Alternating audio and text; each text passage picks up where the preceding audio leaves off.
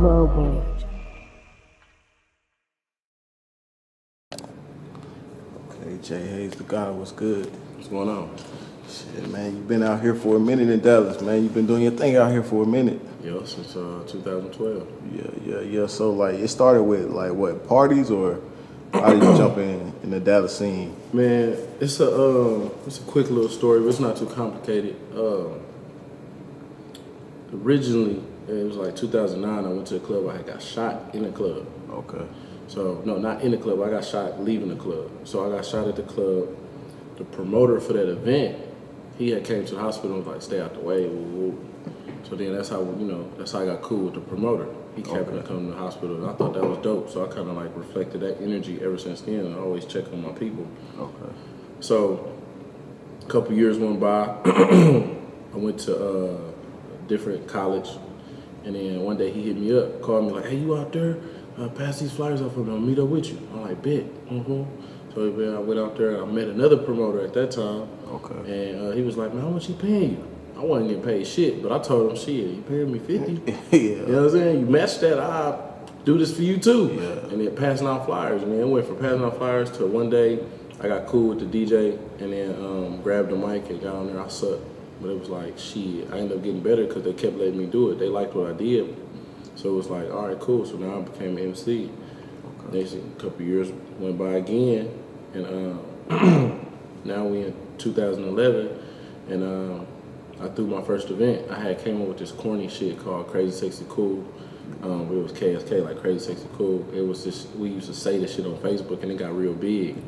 And somebody talked me into making it a promo team. Boom, made it a promo team. Then boom, I got on my first event, made some money, which was a college event. Then did another college event, lost some money, but figured out a way to make some money off of a loss. So that was a learning experience. Then I did my own event and I lost a whole bunch of money. Yeah. I was like, man, I'm trying to compete with the wrong people. I'm trying to, 18 and up, fuck this shit. I ain't gonna do it. Yeah. And then I reflected, started studying. And then I came back at it, went to Oak Cliff, Southern Skate, BFL, started throwing team parties, you know what I'm saying? And ever since then, them teams have been my crowd ever since. Like to this day, they are still my crowd. Like they party with Jhaze. When Jhaze go, they go. So, I started in 2012, changing my life. Yeah. Shit, so all right, so you know what I'm saying, like if anybody want to jump into the game of like throwing events and you know what I'm saying, just having their own stuff, like what advice would you give somebody like just looking up to you? Well, me, I didn't use an investor. I had like $1,100 on my bank account. I used $750 to rent the club out. Rent the skating rink out, not knowing if we was gonna win or lose. Yeah. And that was just the upfront money, the back end money, paying the police, security, DJ, shit like that. And I was like, hopefully we make it. Yeah. So I ended up probably like either breaking even or losing like $100-200 on the event. Okay. But the lady asked me, like, you gonna do it again next week? I'm like, hey, yeah. So I kept doing it. So that's how I made my money. I put up my own money, so I didn't have to split nothing with nobody. Right. I didn't take a loss with nobody. I didn't win with nobody else. I won on my own, or I lost on my own. So what I tell people is, shit, that's the best way to work. When you put your own money up. Yeah. And that's what I did. Like, to this day, I don't use an investor. Like, you know what I'm saying? Like, I just don't. That ain't my thing. Right.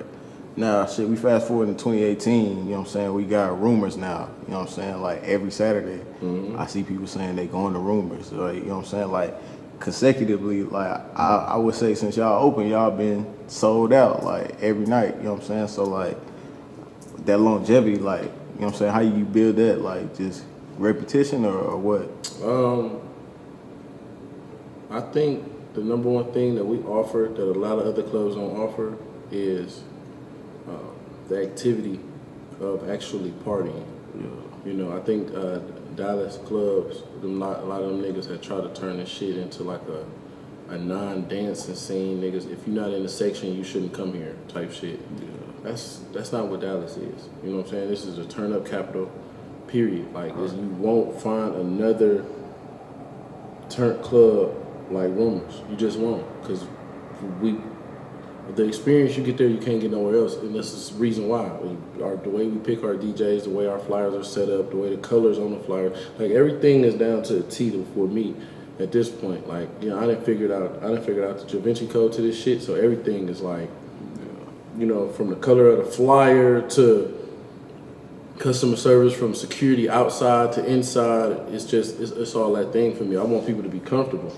You know what I'm saying? Yeah. As long as you're spending your money with me, I need you to spend your money with me, so I need you to be comfortable. If I need to shout you out 100 times in the night because you the biggest name in this particular hood and it's 40 of them other niggas following you in the shit, we're going to do that. You know what I'm saying? That's exactly what we're going to do, but we're going to roll out that red carpet just because it's the hood or just because it's more urban than any other club don't mean that we're not going to roll out that red carpet for you and make everybody feel special and unique and make it feel like this is home to them. Right. And I think that's why I do best. I make it everybody feel like they home, like, man, yeah, I gotta show up. So that's how we end up being able to outlast so many people. Yeah. You know, when we first opened up, we closed 3 clubs. Like 3 other Saturday nights closed, shut down. Like, yeah, they couldn't compete with us. Man, that's crazy. And now, like, yeah, as far as the team and stuff go like that, like, how you pick your team? Like, how do you know what I'm saying? Like, is it the same guys you've been with, or is it kind of like you add new people, or how does that work? So, my team is called the Money Team. So it's Jhaze and the Money Team. Okay. They still with me since Southern Skate. They was 15, 16. Now they 22, 23 now. Right. You know what I'm saying? They still with me. Some fell off, but we ain't add no new ones. So it's out the same core people. Okay. I did this party called Final Exam in 2000.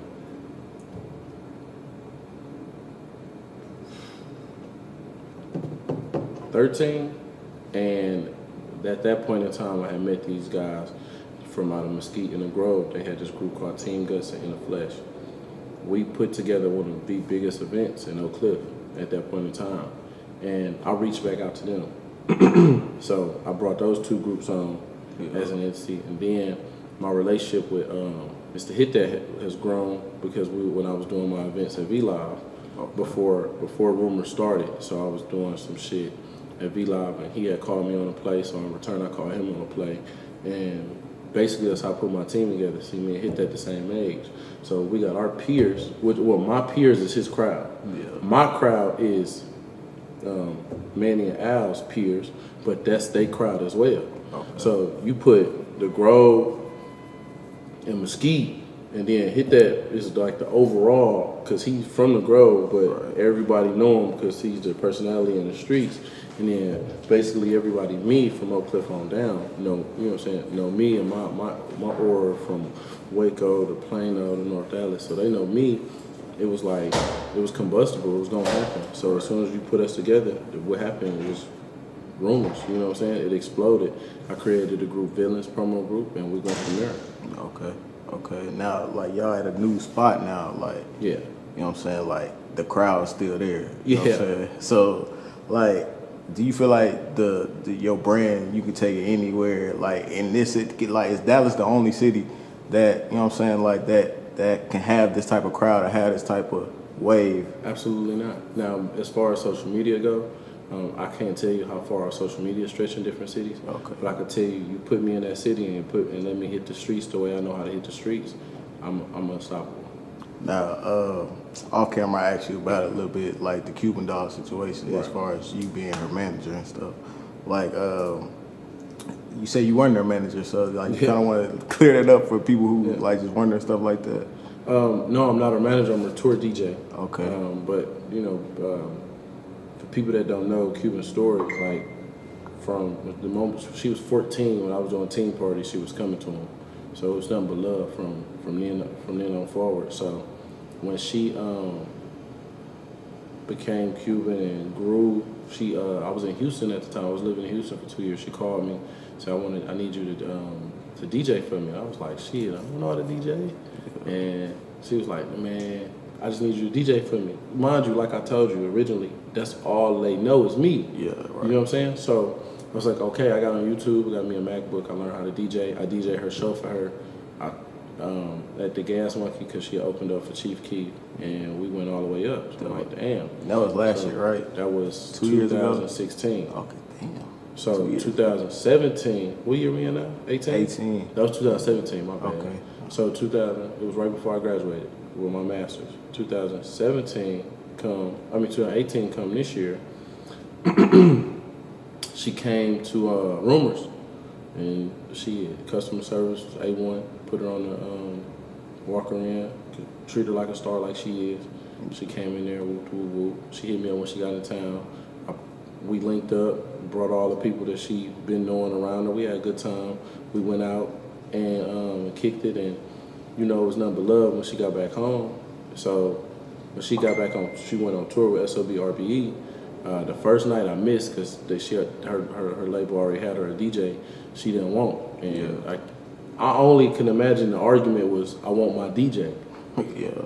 After they seen how I had Rumors and how she had shit going on in Texas, because she had just came, I got the phone call literally a week before my B-Day, and I was gone. Yeah. And I was on tour, and I did my thing. And I'll do all her shows. I DJ all her shows. So. And shit, how many cities was that for the? I think that was a 13-city tour, if not 15-city tour, like that, something like that. And you never DJ. That was like your first artist that you DJed my for. first artist ever in my life. Yeah. And I had bought a new MacBook for that tour.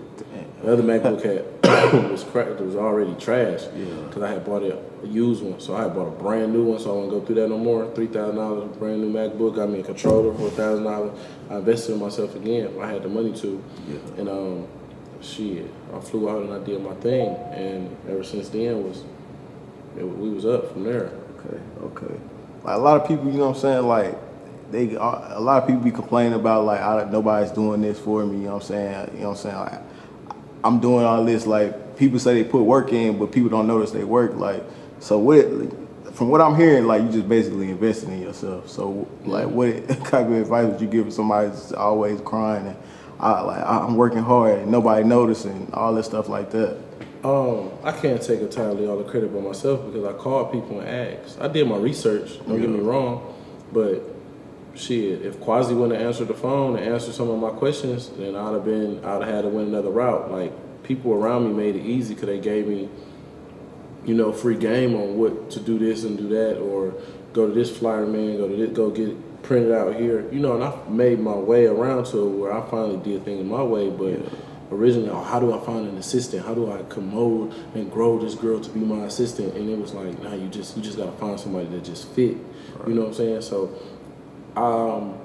me having conversations with people who gave me a lot of game, I did it, but mainly I had to get to the point where I had to put my own money up, I had to show my worth, and I had to make people respect me because I'm not from here. I'm from Cleveland, Ohio. So when you ain't from Dallas and you got to deal with the gossip and the hurt and the pain, and you got to deal with the fights and the turmoil and the rumors and shit.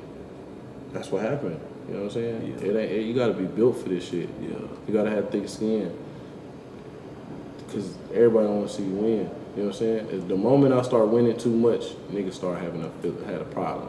The moment they start comparing me with the best, and I surpass some of the other niggas, and it was, oh man, fuck that nigga. Man, fuck me for what? What I do to you? You know what I'm saying? Yeah.